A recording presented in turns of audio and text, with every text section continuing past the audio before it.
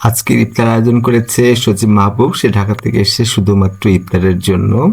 তার সাথে আবার যোগ দিয়েছে তার শ্যালক, সেই আলমডাঙ্গা থেকে এসেছে লেমন।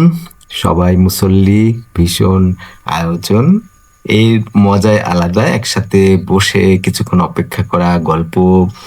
তারপরে জাহিদ বিশেষ ভূমিকা পালন করে, প্রতিদিনই ইফতারে সে অনেক কাজ করে।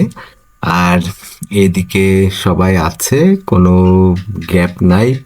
কিছু পিচ্ছি বাচ্চি ইয়াকুব ভাই রেডি হচ্ছে আজান দেওয়ার জন্য, এখনো কয়েক মিনিট সময় আছে। এই যে মাহবুব আঙ্কেল তার শ্যালক লেমন একসাথে বসে আছে এরকম। এই যে পিচ্ছিকে আমি খুদে সুন্দরী বলি, লাবিবা। তার বাবা হলো বাবু, ব্যবসায়ী।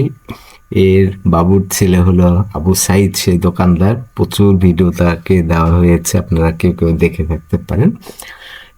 মা আঙ্কেল এবং তার শ্যালক একটু একটু অসুস্থতার কারণে চেয়ারে বসেছে। আমি ভাবলাম যে স্মৃতি একটু ধরে রাখলে ভালো হতো।